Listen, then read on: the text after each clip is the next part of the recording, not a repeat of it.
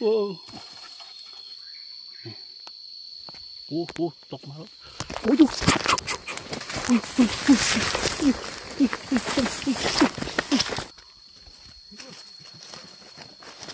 สบายดีเด้อพี่น้องเด้อวันนี้กลับมาลาตัวแลนอีกครั้งแล้วพี่น้องวันนี้พาไอ้ดำมารถไถนี่พันธยาเอาให้พี่น้องเขาเจ้าเลี้ยงแล้วเพราะว่าเลี้ยงเฝ้าบ้านเนาะเพราะว่าไอ้รถไถนี่มันจะบ่มีเวลจะเก่งเนาะหมาถ้าว่าเขาเอามาเข้าปลานี่เขาเอาเข้าปลา2 รอบหรือว่า2 เทื่อถ้าว่ามันไม่มีเวลเนาะมันเวลมันยังคือว่ามันเป็นหมาที่เข้าปลาบ่ได้เป็นหมาเฝ้าบ้านเนาะก็เลยเอาให้นะพี่น้องเฝ้าบ้านแล้วหมาเก่งบ่เก่งเขาปลาเนี่ยเขาเบิ่งลักษณะหรือว่าแววของนะหมาเขาจะรู้ดีเลยว่าหมาตัวนั้นมีอนาคตดีเนาะตัวไหนเข้าปลาเขาเบิ่งรู้รสว่าหมาตัวนั้นมันเก่งหรือบ่เก่งเขาก็รู้เนาะนี่ตอนไอ้ดำตัวนี้ตอนยังน้อยๆอายุ4 เดือนเนาะ3-4 เดือนนั้นตัวน้อยๆซ้ำอันแขนมือนี้พันธยาเอาเขาปลาในป้าโทโลกไก่เนาะแต่มันบ่รู้เรื่องซื่อมันมีแววตั้งแต่น้อยแล้วไอ้ดำตัวนี้นะมันใหญ่มามันถึงจะเก่งเนาะแล้วหมามันใหญ่แบบนั้นไปเข้าป่าลบไปบ่ฮู้เรื่องแบบนั้นเขาซ่อนไปมันก็บ่เก่งนะติดตามไปเลยเขาสิไปฝั่งนี้ไปเนาะไปฝั่งนี้ไป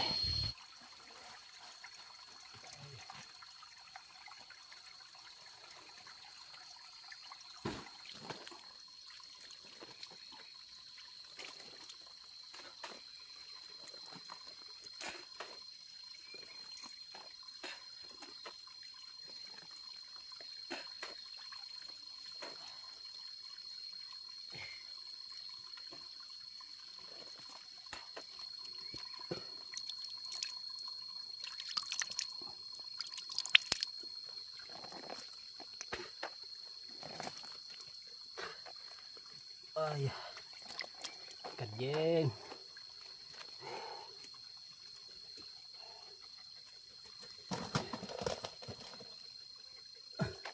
ไอ้ดำตัวนี้เข้าป่านี้ดุสุดเลยพี่น้อง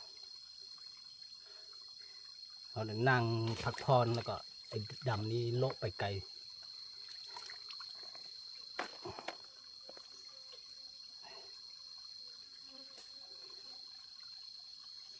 สิไปข้างบนพุ่นเนาะ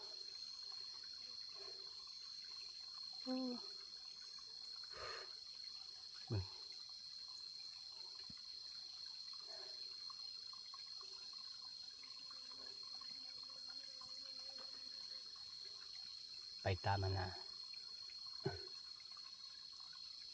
ไอ้ดำไป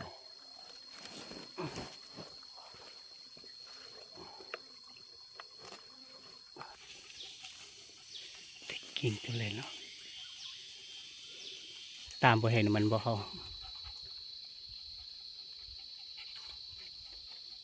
เบิ่งต้นนี้แล้วแหละ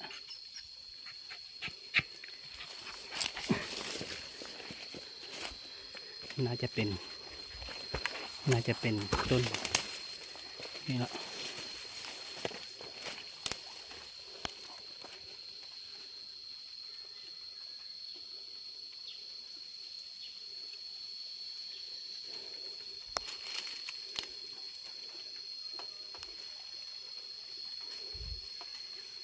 น่าจะเป็นตัวนี้นะ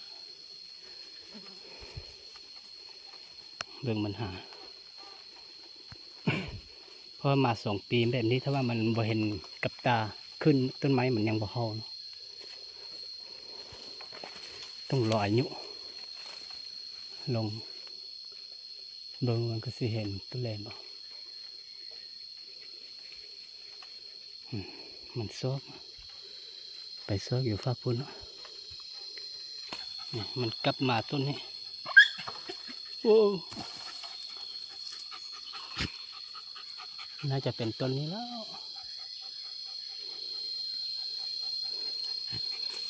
เพราะมันบ่เห็นกับตามันบ่เฮาเนาะ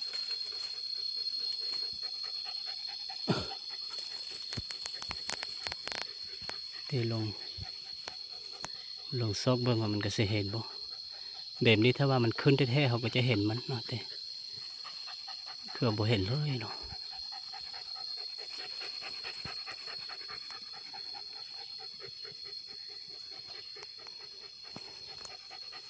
มันสงสัยว่าขึ้นต้นนี้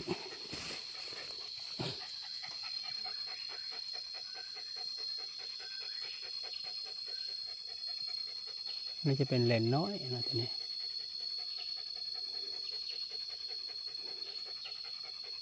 ไอ้ดำมันขึ้นแท้ๆไอ้ดำเขื่อเจ้าบ่เฮาหมาไม่ก็เป็นแบบนี้แหละมันยังบ่เห็นกับตาถ้าว่ามันไล่เห็นกับตาขึ้นต้นไม้มันจะเฮานะแต่ถ้าว่าตอเลนมันขึ้นก่อนแล้วมันดมกลิ่นขึ้นแบบนี้ที่มันจะบ่เฮาเราก็ต้องสังเกตเบิ่งมัน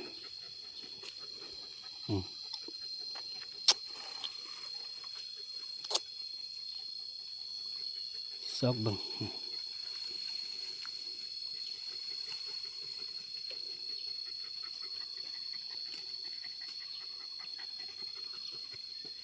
ถ้าว่าหมาใหญ่มันเฮาแหละแต่มาน้อยมันยังบ่ทัน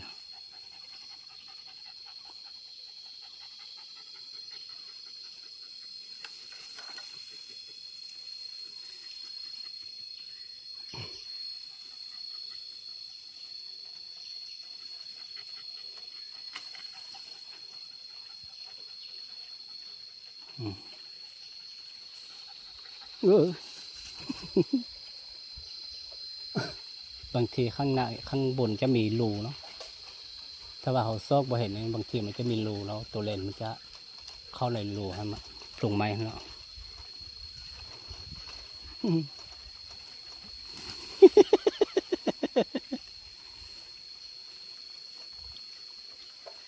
เห็นแล้วนี่ซูมมาให้ดูนี่โตเป็นสีดำอยู่ถึงตัวนี้แหละตัวดำนี่แหละขึ้นตัวนี้ละเอาปืนยิงเลยเนาะน่าจะเป็นตัวนั้นแหละแลนถ้าว่าเขาคนที่มันบ่เคยดูแล้วมันจะบ่ฮู้นะที่เขาดูดีๆเนาะมันจะเขาจะฮู้ว่านั้นเป็นแลนเนาะจะใกล้จะตกแล้ว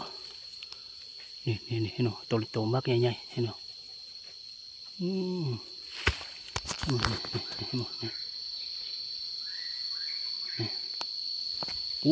ตกมาแล้ว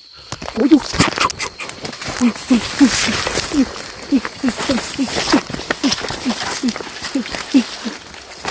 มันยังบ่เห็น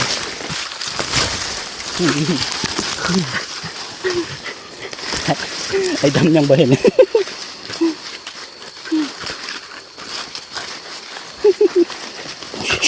นั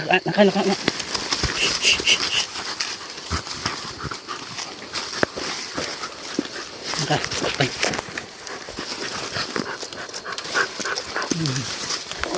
เดี๋ยวละเดินสูงลงไป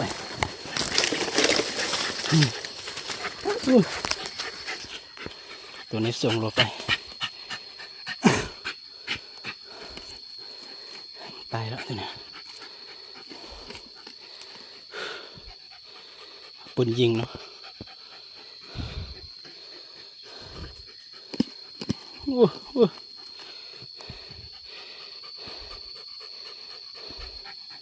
ตัวนี้คนใหญ่เลยตัวนี้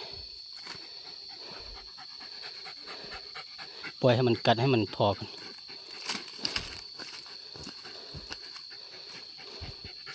ตัวนี้คนใหญ่ตัวนี้ พอใจละปล่อยให้มันกัดอยู่นี่ไปเอาปืนแล้วก็เอาของมันทางนี้ก่อนไปละไปตายละ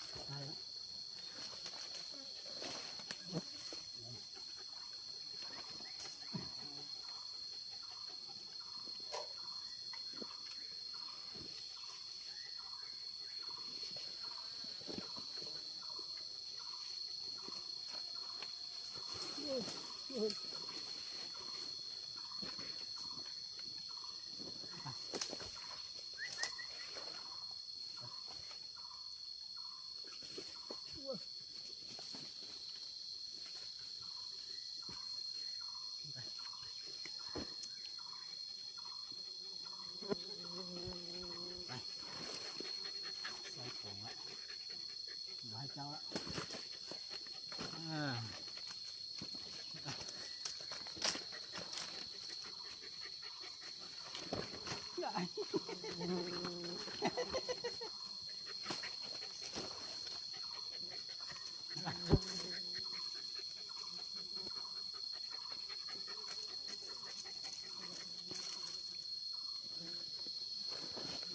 หมดละ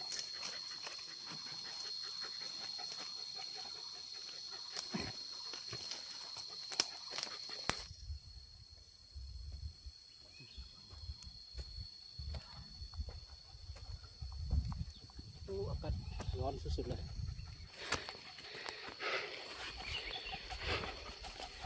อุ้ยนั่งนี่แป๊บนึงก่อนเดี๋ยวนี้ไฟไหม้ปั๊มหมดแต่ใบไม้มันก็เถาวัลย์ก็เริ่มงอกมาแล้วสิขึ้นเขาตัวนี้ไป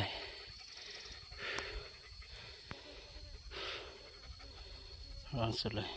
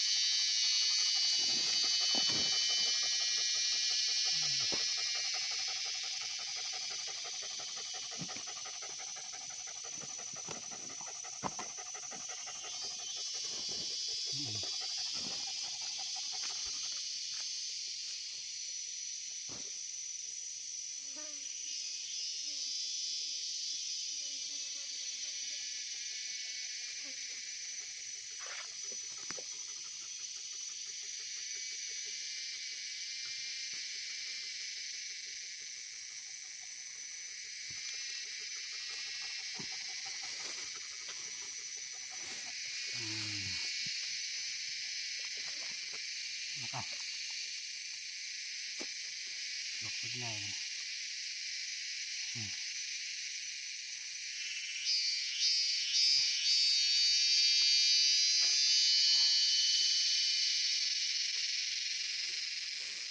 ไปแล้ว